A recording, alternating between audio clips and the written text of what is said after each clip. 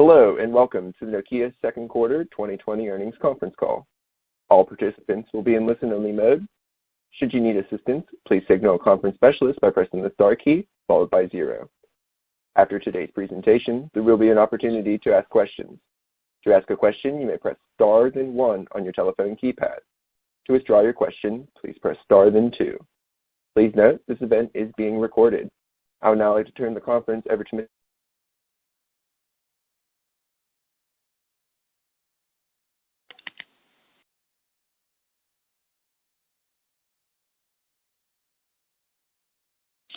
Mr. Shimao, you may begin. Okay, wonderful. Ladies and gentlemen, welcome to Nokia's second quarter conference call. I'm Matt Shimao, Head of Nokia Investor Relations. Rajeev Suri, President and CEO of Nokia, and Kristian Pullola, CFO of Nokia, are here with me via conference call today. During this call, we'll be making forward-looking statements regarding the future business and financial performance of Nokia and its industry. These statements are predictions that involve risk and uncertainties. Actual results may therefore differ materially from the results we currently expect. Factors that could cause such differences can be both external, such as general economic and industry conditions, as well as internal operating factors. We have identified such risk in more detail in the section titled Operating and Financial Review and Prospects, Risk Factors, of our 2019 Annual Report on Form 20-F, our financial report for Q1 published on April 30th on Form 6-K, as well as our other filings with the U.S. Securities and Exchange Commission. Please note that our results release, the complete interim report with tables, and the presentation on our website include non-IFRS results information in addition to the reported results information. Our complete financial report with tables, available on our website, includes a detailed explanation of the content of the non-IFRS information and a reconciliation between the non-IFRS and the reported information. With that, Rajeev, over to you. Thanks, Matt, and thanks to all of you for joining today. I hope you are continuing to stay well and safe amid the COVID-19 pandemic. I'm pleased to say that our second quarter is another proof point that we continue to make strong and meaningful improvements in our business performance. We have been consistent in saying that we are taking the right steps to deliver progressive improvement over the course of this year, and in my view, we remain on the right path to deliver on that promise. In fact, we went into the second quarter with some concern given the ongoing pandemic, but we ended being quite pleased with where we landed. Consider the following highlights. First, year-on-year profitability was up. Non-IFRS diluted earnings per share was 0.06, up 1 cent. Nokia level non-IFRS operating margin was up 40 basis points. Nokia level gross margin was back to around 40%. Networks gross margin was up 450 basis points, following a 350 basis point gain in Q1. And mobile access gross margin was up significantly. Second, we saw significant improvement in cash generation. We ended Q2 with 1.6 billion euros in net cash, up from 1.3 billion in the previous quarter, and total cash of 7.5 billion euros. Free cash flow in the quarter was positive 265 million euros versus negative 1 billion in Q2 2019. Given our strong first half improvement, we now expect free cash flow for full year 2020 to be clearly positive compared to our earlier guidance of positive. Third, even if revenue was down by 11%, the majority of that decline was the result of the impact on our business from COVID-19, as well as a significant drop in sales in China, given the prudent approach we have taken in that market. We also saw a reduction driven by our proactive steps to reduce the volume of low-margin services business. In terms of the pandemic, we saw a top-line impact of about 300 million euros in the quarter, and most of that we expect will be shifted to future periods. Based on this solid improvement, I would like to spend some time talking about the underlying why, about the drivers that we believe have supported this outcome. We had both a favorable product mix, more capacity, less deployment services, as well as regional mix with more North America and less China. While some of this will likely continue in the near term, we would expect it to be slightly less pronounced compared to the just ended quarter.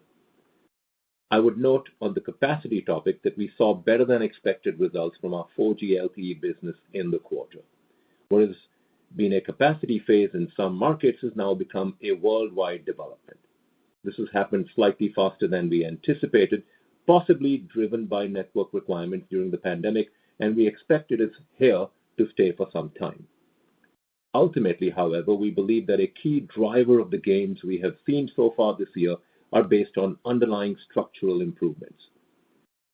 To give more perspective on this topic, I would like to spend the rest of my time on 4 key areas. 1, mobile access and the improvements in that business. 2, our actions to strengthen cash generation. 3, progress within our business groups.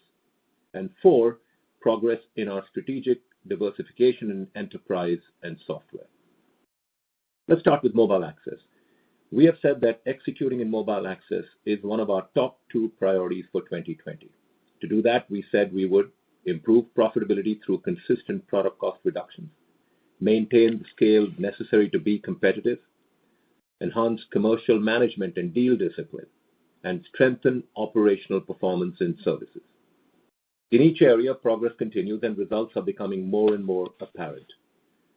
In terms of product cost reductions, our shipments of our 5G powered by ReefShark continue to grow. In Q1, those shipments were 17% of our total 5G deliveries. In Q2, we landed at 25%. We believe that we remain on track to reach 35% or more by year end. And more is very possible, although that is dependent on the speed of customers transitioning to new technology during the pandemic. In terms of roadmaps for our mobile radio products, we are making meaningful progress in closing gaps to the competition where they exist. Those gaps are certainly not everywhere, and in some areas we are ahead, and have seen that perspective validated in recent customer assessments. As examples, when you look at the next generation technologies that will be critical for the future, such as vRAN, Cloud RAN, and Open RAN, Nokia is in a leadership position with our globally available solutions. We're also differentiated by the breadth of our massive MIMO and 5G small cells portfolios.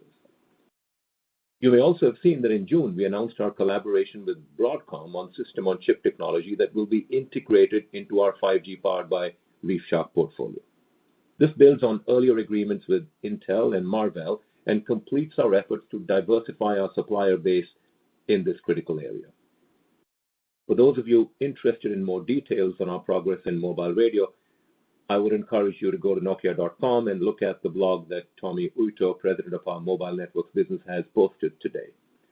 In his blog, Tommy covers some key changes we have made, including a doubling of system-on-chip developers, increased R&D velocity by approximately 50%, new leadership and clarified accountability, a transition to a large-scale agile development model with end-to-end feature teams, resulting in better software quality and faster time to market with the flexibility to adapt to changing market requirements, and much more.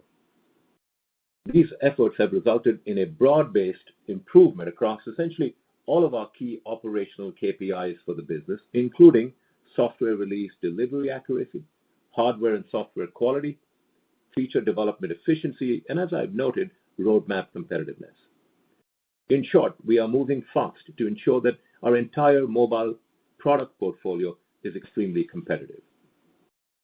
Then, maintaining scale, where we continue to track to our plan to have 4G plus 5G market share, excluding China, at around 27% at the end of 2020. We are now at 83 commercial 5G deals and 32 live network deployments, with more to come shortly in both. We're also well positioned in large-scale mid-band radio, with products deployed to 55 customers and the first live C-band network demonstrated in the US. This means that we have a solution ready to go for when spectrum auctions are completed in the US later this year. Our confidence is supported by our win rate. At the end of Q2, our 5G win rate remains strong at over 100% outside of China. Including China, we moved into the low 90th percentile from the midpoint of that range, given our continued prioritization of our R&D to meet feature requirements in more profitable markets. The next point I want to make about mobile access relates to enhancing commercial management and deal discipline. As I've discussed before, we have strengthened many of our core processes and reinvigorated governance for deal approval. This methodical approach is particularly important as vendors seek to maximize footprint gains in the early stages of 5G. At Nokia, we will take steps to maintain sustainable market share, but we will not do so by going down the rabbit hole of pursuing deals that make no sense over the longer term. We are seeing the results from this strengthened approach. When we look at approved deals that will be executed in the future, we see an uptick in projected gross margin, operating profit, and return on capital employed compared to earlier periods.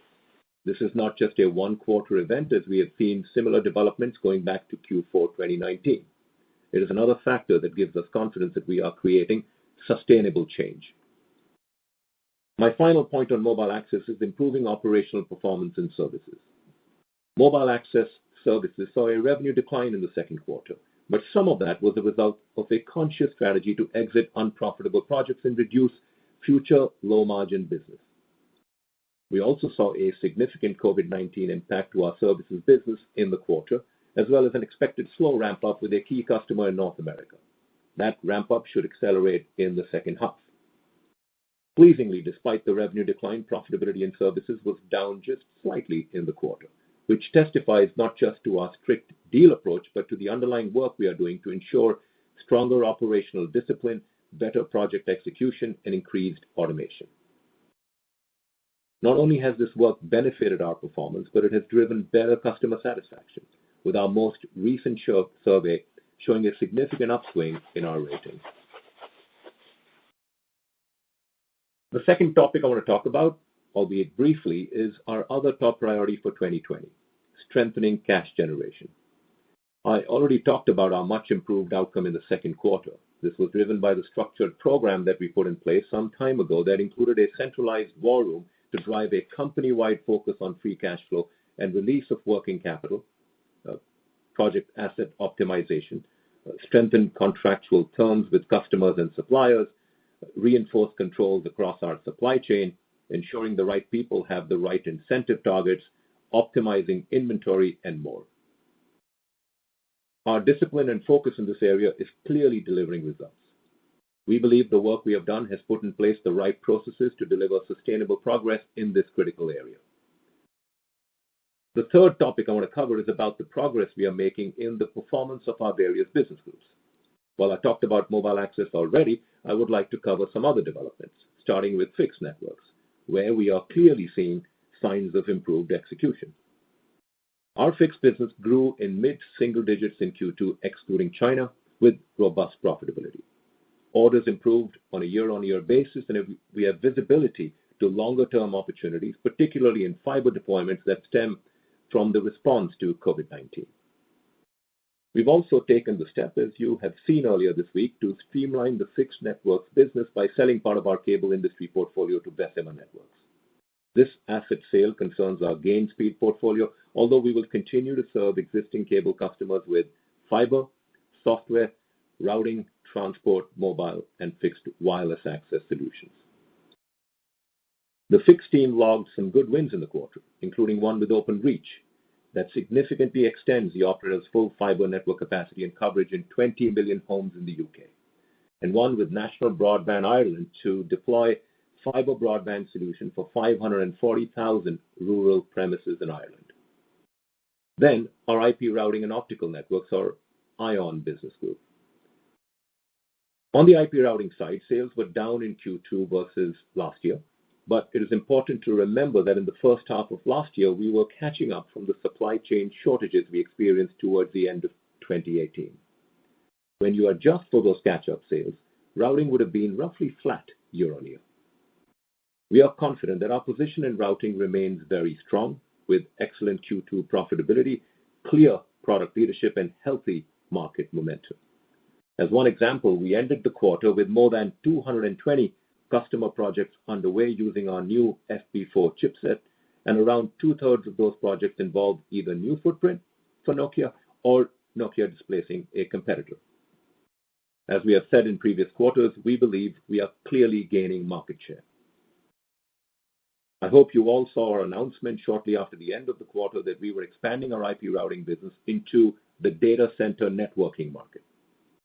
Our approach is unique, a true clean sheet rethink designed to give control back to cloud builders. We co-developed our solution with leading global web-scale companies, including Apple, who is deploying our technology at its data centers. We also have strong support from BT, Equinix, the London Internet Exchange or Lynx, Turkcell, and others. On the optical side, Q2 sales were soft, but orders in the first half of the year were excellent. We have faced some supply issues with a key vendor hit by COVID-19, but see that situation easing in Q3. Christian will cover Nokia technology, so I will limit my comments to note that gross margin was robust, although operating profit was hit by a sales decline driven by a one-off payment last year and the impact of the pandemic on brand licensing royalties. We continue to generate new intellectual property at a robust rate and expect to remain in the top 2 in 5G standard essential patents. Diversification continues as well, and as one example, we are seeing growing consumer electronics wins for Ozo Audio, which is now in 31 devices, including Panasonic, OnePlus, and Asus. Finally, let me cover the progress we are making in our strategic focus areas of Nokia Enterprise and Nokia Software. First, Nokia Enterprise, which had a terrific quarter. Constant currency sales growth of 18% was solidly in the double digits and margins expanded nicely. Driving this momentum was our web scale and private wireless business, particularly in the energy, manufacturing, and logistics sectors. In addition, we now have more than 180 private 4G and 5G deals, and 83 new enterprise customers have been added so far this year as we continue to expand our footprint. Overall, I remain very pleased with the trajectory of this business.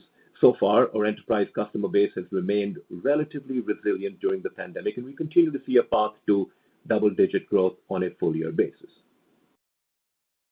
Next, Nokia Software, which had headwinds that we flagged in our Q1 commentary due to a particularly strong Q2 2019 comparison. When you look at software more broadly on a first-half basis, constant currency sales were up in all its key growth markets, including North America, and down just in China and India, and its margins were healthy as well for the first 6 months. Nokia Software continues to progress well against its strategy and against the competition, underpinned by strong execution and the comprehensiveness of our portfolio and common software foundation. This platform offers the industry's leading cloud-native, multi-vendor and multi-network solutions combined with a robust partner ecosystem, and we continue to see the proof of that in our deal win rate. For the sake of time, I will keep my regional comments very short. In China, sales declined significantly based on the prudent approach we have taken in the market. While year-on-year sales were down 2% in Europe, there are early signs of a recovery in that market as the COVID-19 pandemic becomes more under control and transition to 5G accelerates.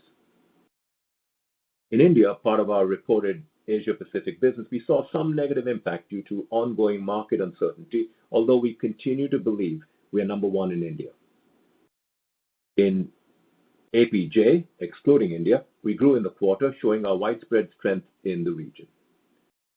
Latin America has been hit very hard by the COVID-19 pandemic, and that had a significant impact on our sales in the region. Middle East and Africa is facing a somewhat similar situation, although to a lesser extent. In North America, sales were down 4% year-on-year, a better result than the company as a whole. This region was unfortunately hit by supply issues resulting from COVID-19. There is a considerable amount of activity in the market related to the now completed merger of T-Mobile and Sprint, preparation for the release of additional mid-band spectrum, operators assessing their cloud strategies, and more. Enterprise demand also remains robust, especially wide area network builds by utilities, and we are preparing to expand into the U.S. federal business in the coming quarters. Even if we had some challenges with U.S. customers related to our radio portfolio in the past, many of those issues are now largely history. Despite those issues, if you look purely at mobile radio product capability, we think we are well positioned given our robust mid-band radio portfolio and announced plans to accelerate in O-RAN and vRAN.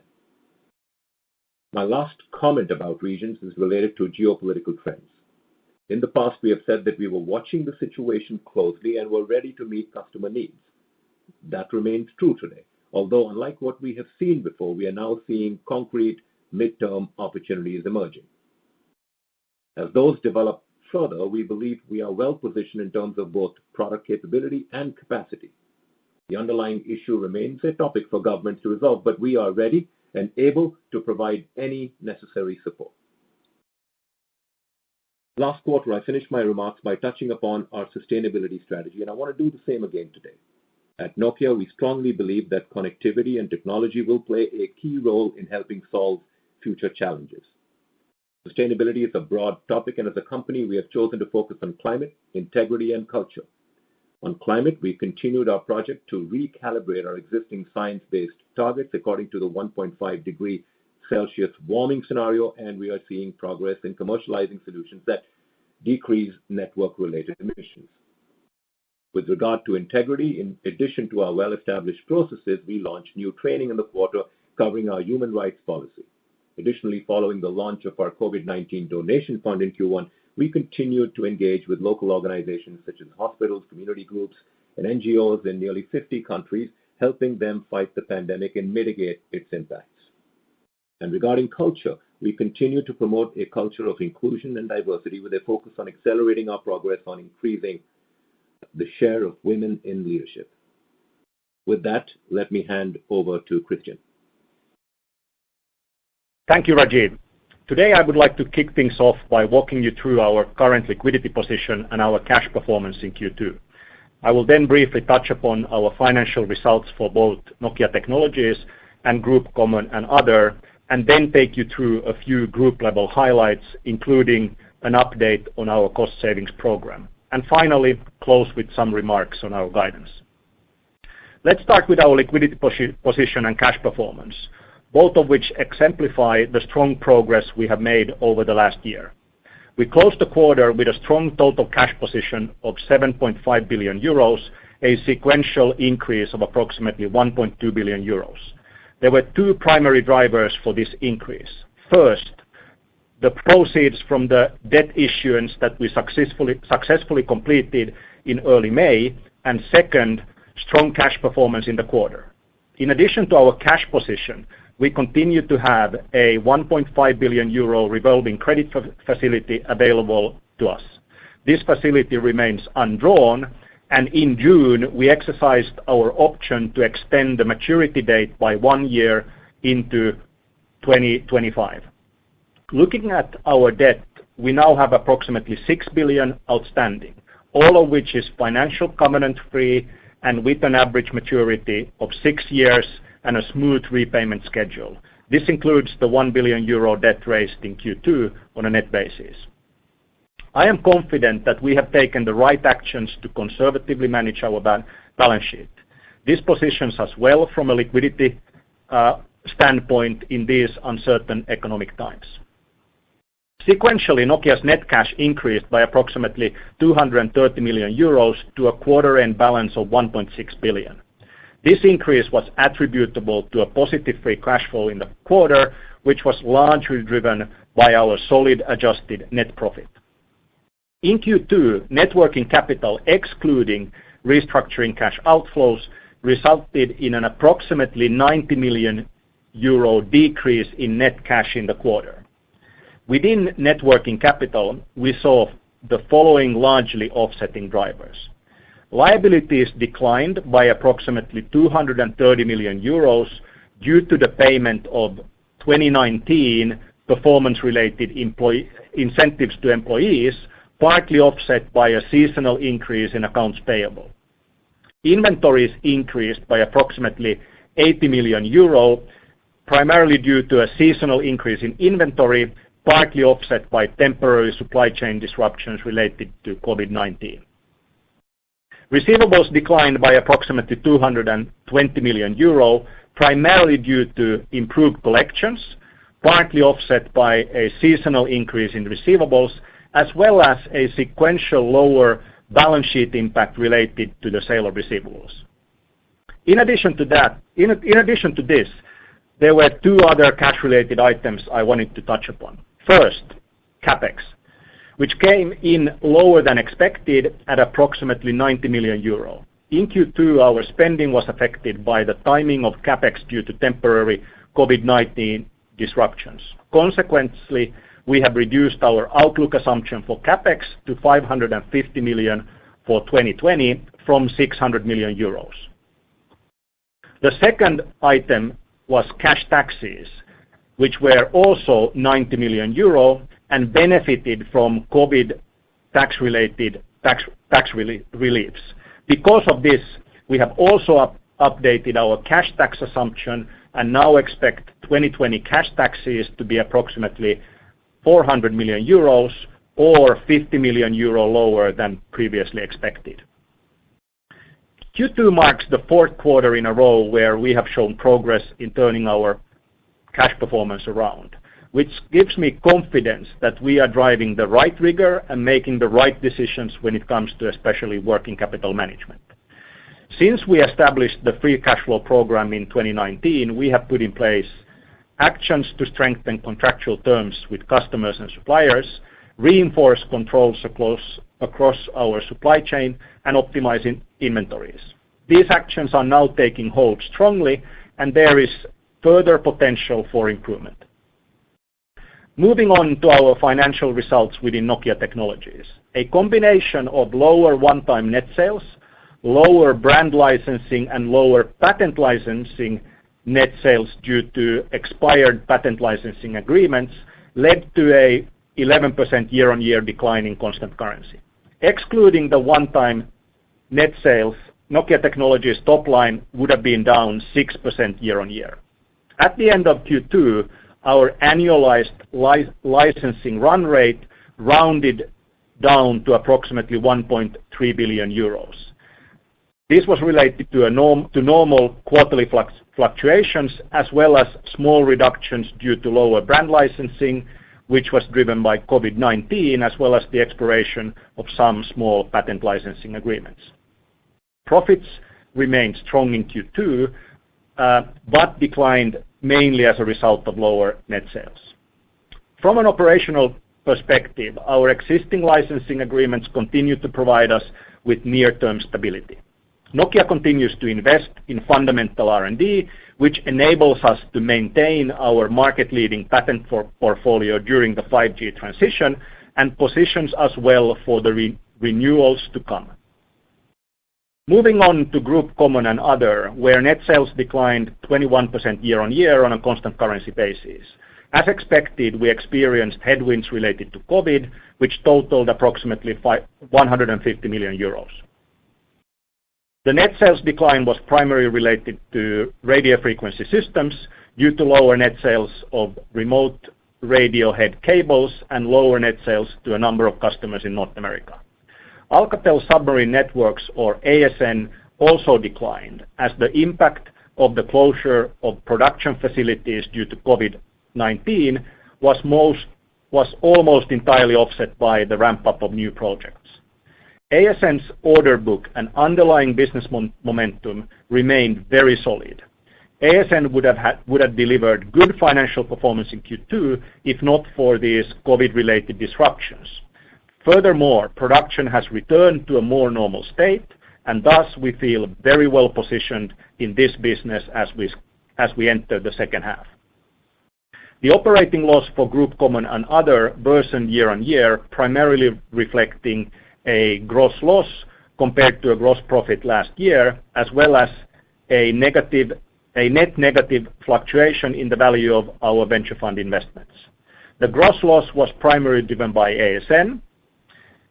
Then on the venture funds, the net negative outcome reflected mainly changes in foreign exchange rates, as most of our venture fund investments are US dollar based. Looking at Nokia Group level results, as Rajeev already touched upon a number of key financial highlights, there are just a few group level topics that I would like to point out. Both Nokia non-IFRS gross and operating margin expanded in the quarter, primarily driven by strong results in mobile access within networks. We are very encouraged by the traction we have established, but there is still a lot of work ahead of ourselves. Group level operating expenses were down year-on-year, reflecting continued progress related to Nokia's cost savings program and lower travel expenses due to COVID-19. This was partly offset by higher investments in 5G R&D to accelerate our product roadmaps and cost competitiveness in mobile access, which is clearly paying off. We have said that we would continue to invest in R&D, and this is exactly what we are doing. Looking at financial income and expenses, the year-on-year improvement was driven primarily by lower costs related to the sale of receivables and improved foreign exchange results. Please note for your models that we have updated our outlook assumption also for financial income and expenses, and we now expect that to be an expense of 300 million for the full year 2020, as well as for the long term. This update is due to our expectation for two items. First, lower costs related to sale of receivables, as we have put in place improved processes that are working well and that are sustainable over time. Second, as a result of improved foreign exchange results. Both of these items have been positively impacted by the lower US dollar LIBOR rates. Our Q2 non-IFRS tax rate was 22%, which was lower due to COVID-19 related tax relief. Our non-IFRS EPS was 0.06 in Q2 2020 compared to 0.05 in the year-ago quarter. Next, a brief update on our cost savings program. We believe that we are on track to realize the 500 million euro target. Our expectation for restructuring charges and cash outflows continue to remain the same. It is worth noting that since the announcement of the plan in October 2018, net foreign exchange fluctuations have resulted in an increase in estimated full year 2020 fixed cost of approximately 70 million euros. This has created an additional headwind to achieve our planned savings. Despite this, we remain confident that we will hit our targets. As we have said in the past, when modeling 2020, we request sell side to model our non-IFRS operating expenses for 2020 as follows. The number for your 2020 models should be approximately 50 million higher than our non-IFRS operating expenses in 2019, which were approximately 6.52 billion euros. Keep in mind, our operating expenses and fixed production overheads benefited from reduced incentive accruals in the second half of 2019, consistent with our business performance. This consisted of, first, an approximately 200 million euro benefit to operating expenses, and second, an approximately 100 million euro benefit to gross margin. It is important that you consider these headwinds as you model for the second half results for 2020. Then finally, let's turn to our outlook, where we have again made a number of adjustments following our Q2 results. First, we have updated our view on our primary addressable market for 2020. We now expect the market to be flattish, excluding China, following a lower than expected market impact due to COVID in the second quarter. However, we now expect to slightly underperform our primary addressable market due to lower network deployment services within mobile access. Our expectation for operating profit seasonality remains unchanged for 2020. The majority of operating profit expected to be generated in the fourth quarter. However, given our strong free cash flow results in the first half and the work we have done to improve our net working capital, we no longer expect free cash flow seasonality to be similar to last year. If you recall, last year our cash flow performance in the first half was quite weak.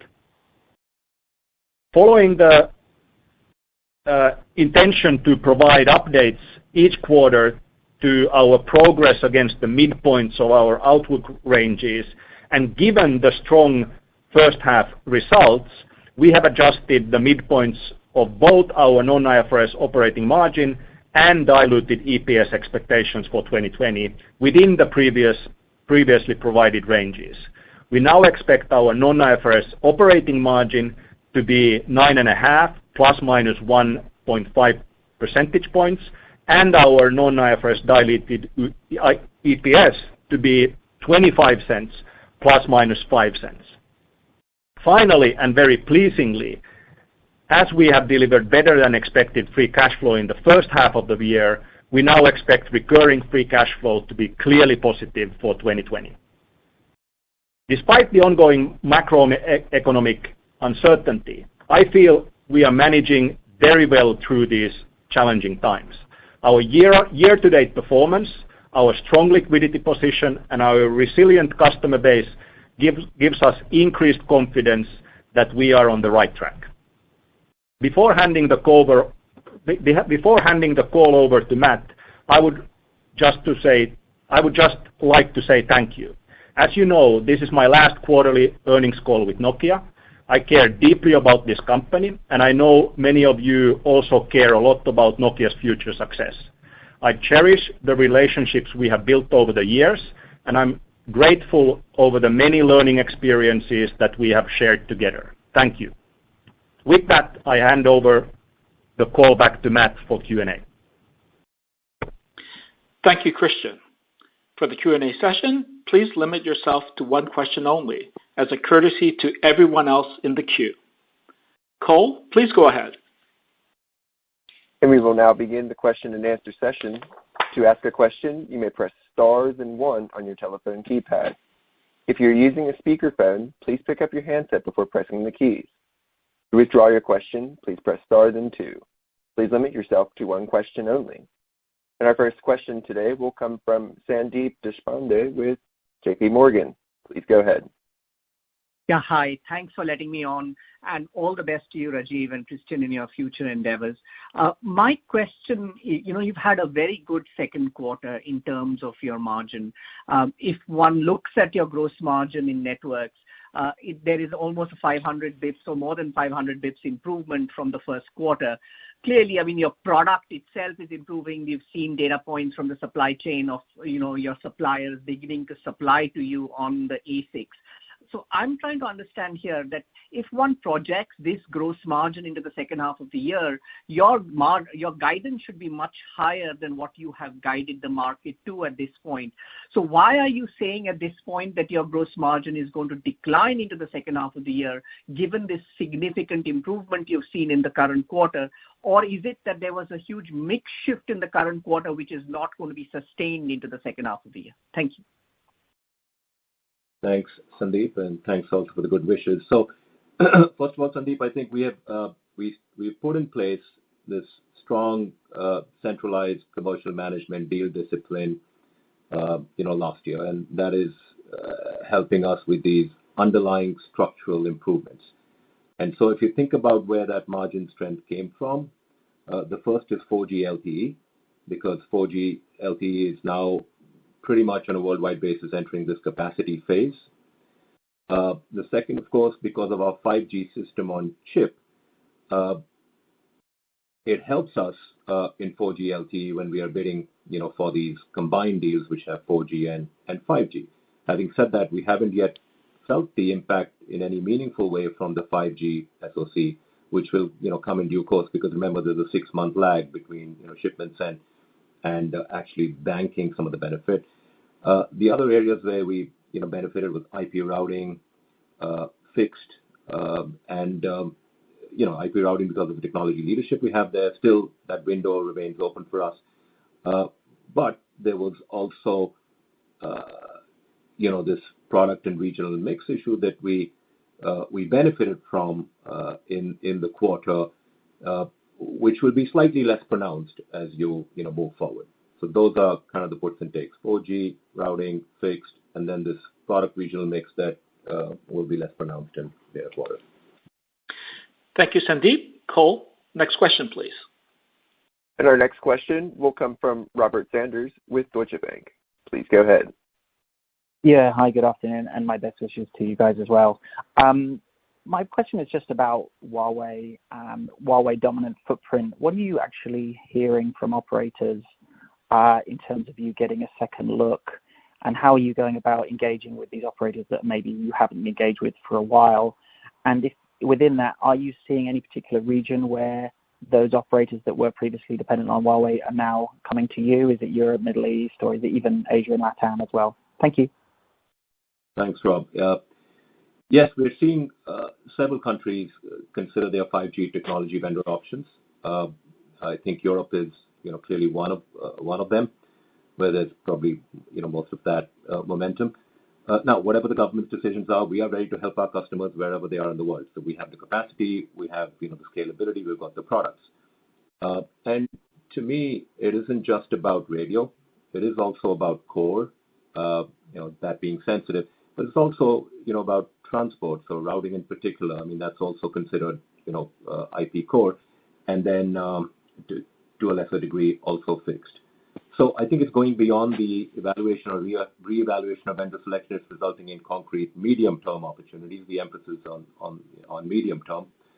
And, that's where things are. So we've seen already before in Canada that we were able to expand our share. We saw that in Japan with SoftBank, with KDDI. We've seen Vodafone Hutchison Australia, where we've entered where we were not a supplier at all, and now we are a sole supplier in terms of both radio and transport. Thanks for the wishes. Thank you, Rob. Cole, we'll take our next question, please. And our next question will come from David Mulholland with UBS. Please go ahead. Hi, and thanks for taking the question, and good luck from me as well. Just on the commentary around win rate and market share, obviously still remaining above 100% ex-China. As you look at that into the second half of the year and into Q3 and Q4, given current visibility and deals you think are up for grabs, do you think that's something you can still sustain from here? Obviously there's some opportunities from Huawei, but are there any other areas you're feeling some pressure? Thanks, David. So at this point, based on the visibility we have, we believe that 4G plus 5G market share of 27% and the win rate of above 100% excluding China is what we're looking at. That's what we're seeing. And then there are puts and takes as always in this business. There's some win backs, there's some stresses, but so far that's the number we're seeing. Thank you, David. Call next question, please. And the next question will come from Achal Sultania with Credit Suisse. Please go ahead. Hi, good afternoon. All the best, Rajeev and Christian, from my side as well. Maybe I think, Rajeev, if you touched upon this topic in the U.S., highlighting that one of the key customer was still seeing slow ramp in Q2, and obviously you're talking about the acceleration in the second half of the year. Can you help us understand, is it going to be across the board, or is it going to be with one specific customer when we think about second half? And then what exactly kind of products is this customer looking to deploy in the US? Is it mainly focused around mid-band, or is it a combination of macro, mid-band, and small cells, and then software upgrades as well? Thank you. Yeah, thanks, Achal. So what we've seen so far in the U.S. is that there's been refarming, preparation for dynamic spectrum sharing, so that means low-band 5G, right, 850, 900, and so on. What we saw last year was millimeter wave, but also low band in the case of T-Mobile, 600. And now I think with this merger coming together and clarity in terms of second half, we see that the ramp up will increase in both low band with that particular operator, but also the mid band, right? That's a spectrum that they've now got, and so there's in Q2 it was a bit soft, especially in services, and now as the sites come online and if they get clarity of their own roadmap, then that'll accelerate in the second half. When you talk about C-band, which is the broader auction space, that'll happen, at the end of this year. Results should happen at some point in Q1 next year, and that spectrum will be cleared for use by the operators that are the winners in that space only by the end of next year. And then, of course, on a different related note, the CBRS band opens up opportunities for enterprise players, particularly utilities, that will look to drive field area networks. And of course, from our enterprise business, we're super keen on that opportunity as well. Thank you, Achal. Cole, next question, please. And the next question will come from Simon Leopold with Raymond James. Please go ahead. Well, thank you for taking the question, Rajeev. Good luck on your next venture. Just wanted to maybe get to a key point here.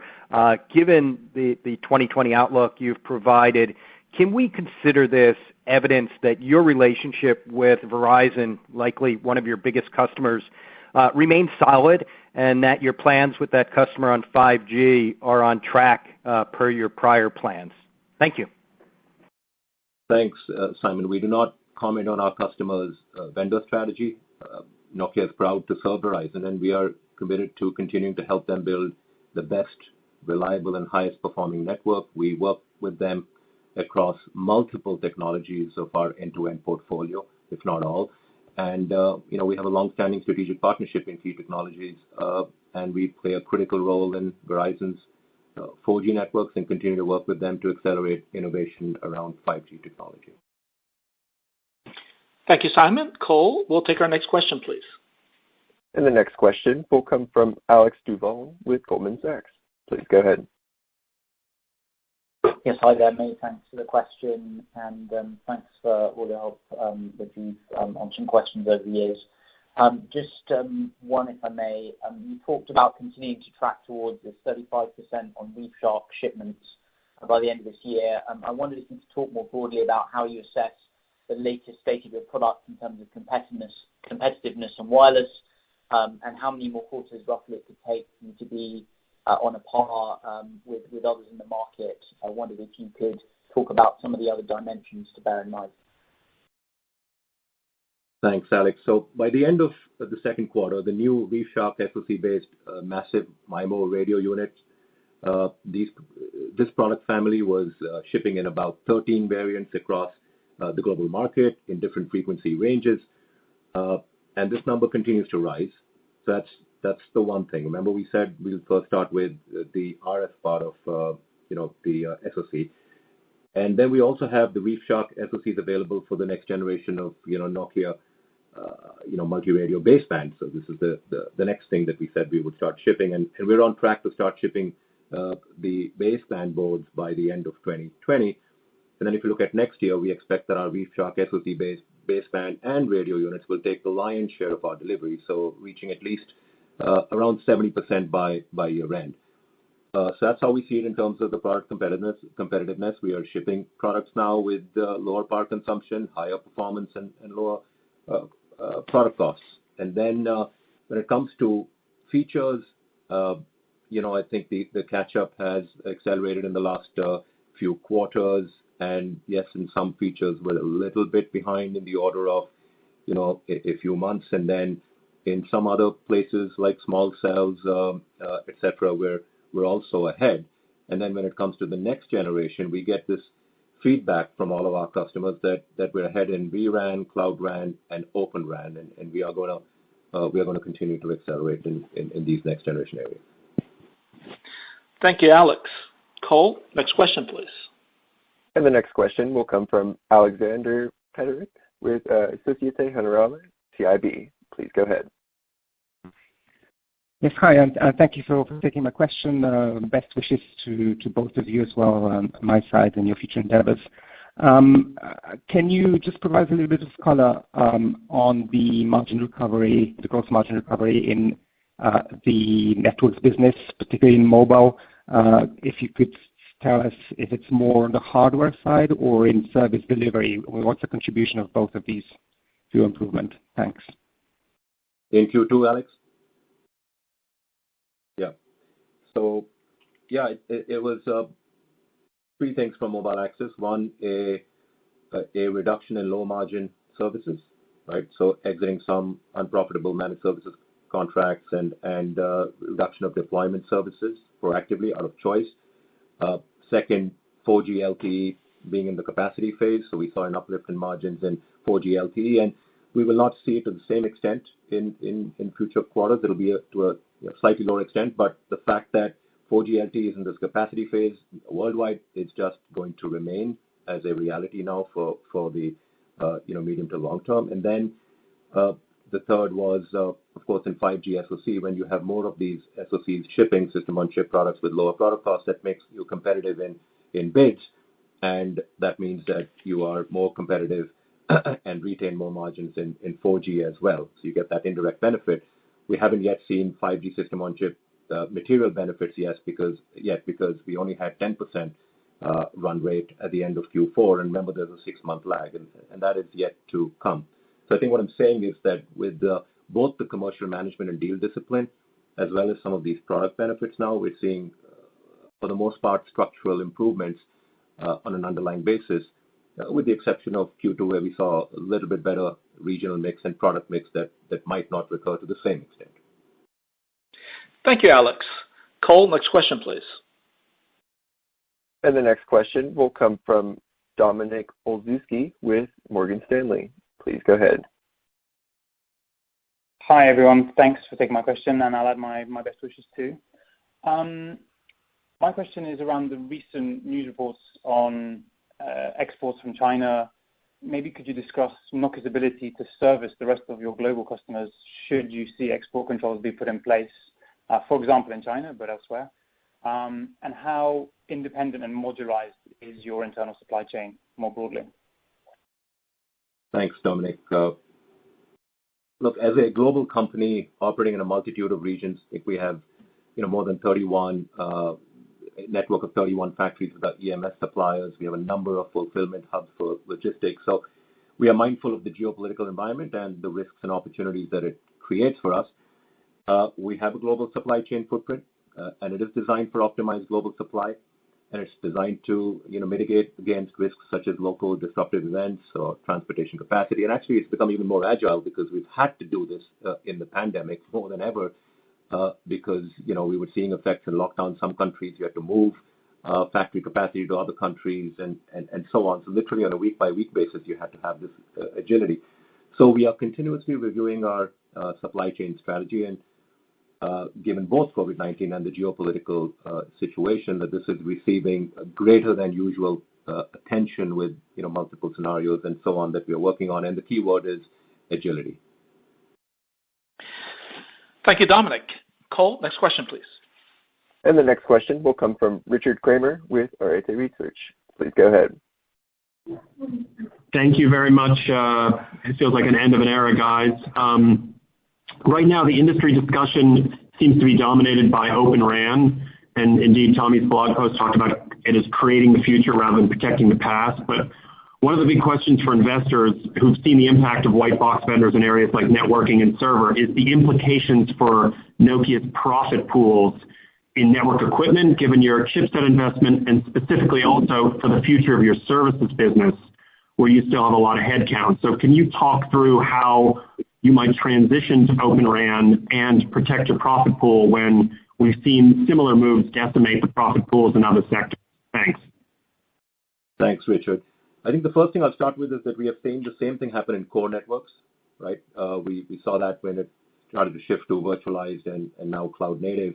So we have some experience with navigating that space. And what I would say is I'll give you some puts and takes. So first of all, we started this early, right? We have a long history of involvement in open initiatives, in 3GPP, the Linux Foundation's own app initiative, multi-access, edge computing, working with Rakuten, right? We took a step in that direction already in 4G, ahead of Open RAN and 5G. We joined the Open RAN Policy Coalition because it gives us the opportunity to promote open standards at a strategic and policy level, as well as from a technology standpoint. So if we do this well, the opportunity is that services could grow, there could be more software, and my favorite one is that we'll stop swapping each other because mix and match is not a bad thing, right? So we swap each other's fairly modern equipment sometimes because there's an entry barrier if you're not in the game in that network. And then I'll remind us all that the amount of features that we have and our operators need by way of feature parity, it isn't what some of the smaller vendors are offering. I mean, they have 50, 60, 70 features, maybe more suited for enterprise. But when it comes to the service providers with thousands of features that they want to carry over from 4G to 5G and next generation 5G, and then system on chip will be a key determinant there as well. It may not be as much for vRAN, but it absolutely will be for Open RAN, because a lot of the network performance, lower power consumption, the better product cost efficiency all comes from SoC. So those are some of the advantages. Of course, there's also a threat in the install base. If you have a strong install base, there's naturally a threat. But I think that, I hope, gives a good perspective of pros and cons. And we want to lead and not protect, because with or without us, Open RAN is coming. It will come over a period in time. Some of the forward-leaning operators will start first. But the reality is, and greenfields are already doing it, but the reality is it's happening over time, and we want to lead rather than protect. Thank you, Richard. Cole, we'll take our next question. And the next question will come from Stefan Slowinski with Exane BNP Paribas. Please go ahead. Great, and thank you for taking my question. With the step back from China, the U.S. is obviously becoming an even more important market for you. And I just had a question on the mobile access side there. You've confirmed sort of the outlook for 2020. If we look to 2021, the market's still expected to be quite healthy. How do you see your share in the U.S. On the mobile access side evolving into 2021? Is there opportunity for you to increase share in that growing market, or is there a risk that you could see some share loss? Thank you. Yeah.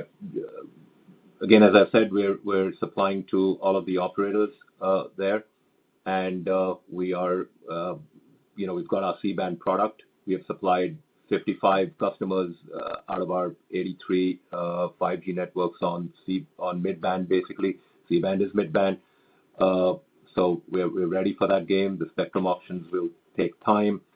And of course, T-Mobile is happening as we speak. So hard to say how share will evolve. Some of the C-band tendering activity will some of it is in motion, some of it will begin to happen. But all we can say is that we have a strong position today. It's a focus area, and outside of the service provider space, there are also other opportunities that we're focused on. So far it's fine. We just need to keep up the good work in terms of our roadmap competitiveness. Thank you, Stefan. Cole, looking at the time, I think we have time for one more question for today's call.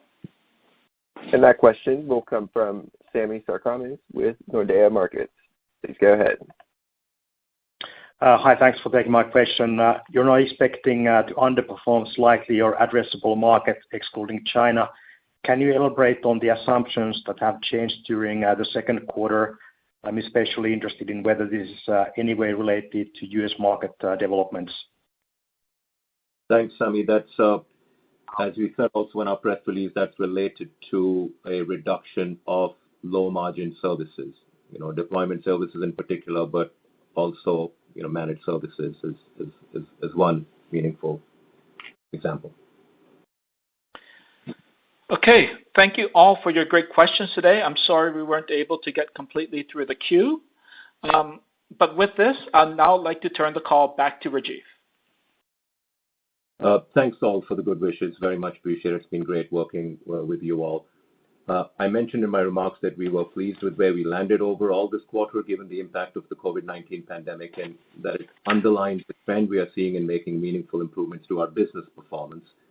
Of course, the pandemic is far from over, and many parts of the world are currently in a very tough situation. The health and safety of our employees remains at the top of our priority list.